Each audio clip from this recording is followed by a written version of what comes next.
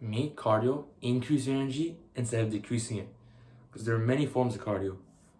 The main forms I see is walking, sprinting, jogging, and like hit cardio, intensity, cycling, all that stuff. Those are the main forms. Now, this is where it comes real, because some of these forms, they're actually killing your energy. Because they're raising your cortisol level way too high. And that decreases your testosterone, and that in turn decreases your energy, which you need if you want to make a multi-six-figure company, make millions, thousands, all that stuff. You need that stuff, energy. It's very important. Otherwise, you can't do your deep work. Right? So what are the forms that are bad? Right? Let's get right into it. Jogging for long periods. Like, I'm talking about like jogging, like even 30 minutes. It could be okay, but anything more than an hour is not good. Like HIIT training, also, you're constantly moving. There's no rest, right? You're not resting, because let's say you do a sprint or you do a cycle for 30 seconds, then you do a cool down. Not really cool down, but it's got a 15-second light cycle or 15-second jog, and then you're back to sprinting. So you're no rest for your body. So it's high intensity with no rest in between. And then you got sprints. This is really good, okay? This is not falls in the bad category. Walking's really good. And cycling is, if it's for long enough, it's gonna decrease your energy. So why do these forms decrease your energy? Let's just say, let's make jogging and cycling all in one category, because it's pretty much the same. And then HIIT training will have its own category. These are the forms that are really bad. You do not want to do these forms. Just for long distances, not for distances, for time. Right? You do not want to be jogging more than 1 hour. Right?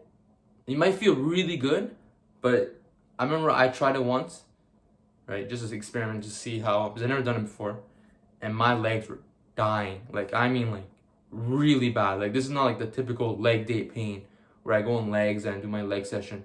This is like ankle hurts, knee hurts, freaking quad hurts, like different types of pain. And on top of that, it takes so long to recover. It takes me like 25 minutes for me just to freaking recover. And then I did some research on it, and it spikes your cortisol like crazy. Because 1 hour, you want more than 1 hour. Usually when people jog, it's more than an hour. It's not like the 30 or 15 minutes.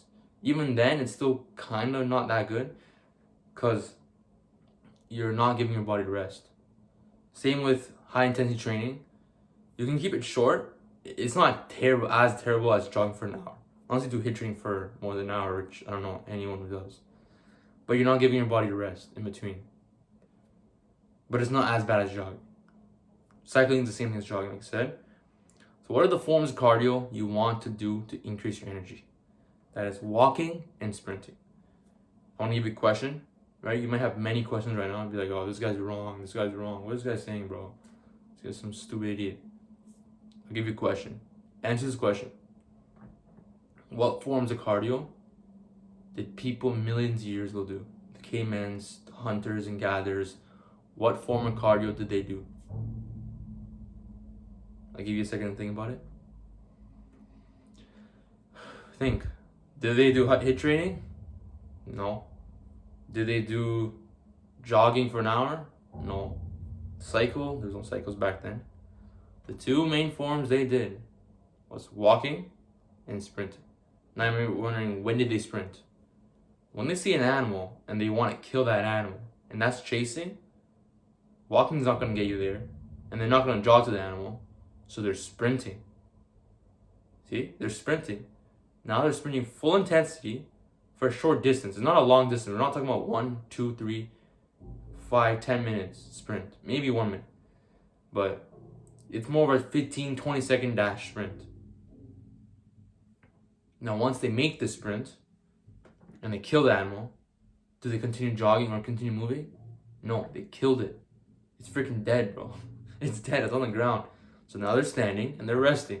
And they're just eating the animal now. Or picking up its food and going somewhere else while walking. See? And one time they're walking, just walking around, right? They're walking to village to village, town to town, walking in the sand, walking in the grass, They're just walking around. So just, bro, just take the lessons and just copy and put it in. And that's how much time to take the jog? An hour. How many times to take the HIIT training? 20, 30 minutes. And you with the warm up, maybe that's not as long.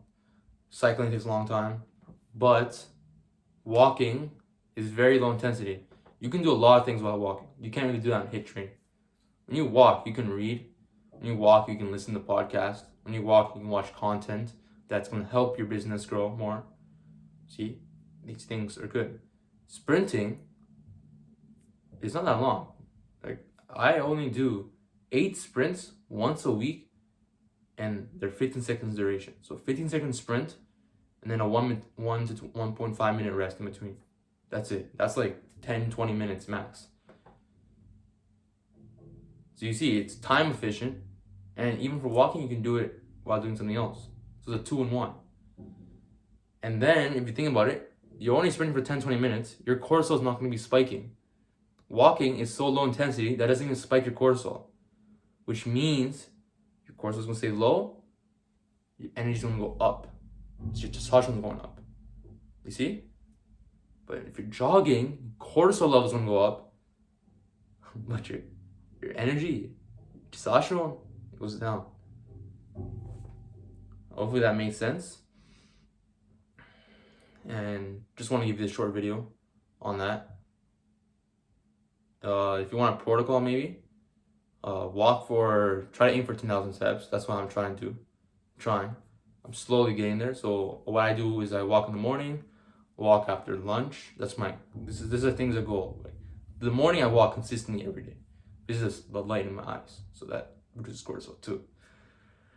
So walk in the lunchtime. I want to walk at night for an hour. Like, these are things I'm planning. But the walk in the morning I do. Just want to add more walking. So if you're trying to add walking sessions, try to add like the times I say, or if you tweak it up to your schedule and try to get 10,000 steps in a day. So if you're kind of bulking, like in this phase, just increase your calories even more. 200, 300 should be fine. If you're like in that gym zone too, while building your business. But also, when you're doing these types of forms of cardio, you realize your brain is so freaking sharp that your clients will see it. You're making courses, it'll be so much more high quality. Your deep work will be way better. And you have more time. And you become healthier, which is 5 points right there. For sprinting, you can copy me. Just do 8 sprints once a week, 15-second sprints, and then 1.5 to 1 minute rest in between. And you can do a 2-minute warm-up before if you want. Pretty much that's it. So if you're jogging now, if you're cycling, HIIT training, try to lower the time a lot or just completely get rid of it and just stick to walking and sprinting like a caveman did. Alright, bro. Hopefully this video helped you a lot. If you do need any more help, like implementing this stuff even more into your schedule, or implementing some other stuff to reduce your brain fog, increase your energy, there's a link down below. You can just book it, a call with me, and then we can discuss on how I can help you. Alright, bro. Hope this helped. Catch you next one. See you, bro.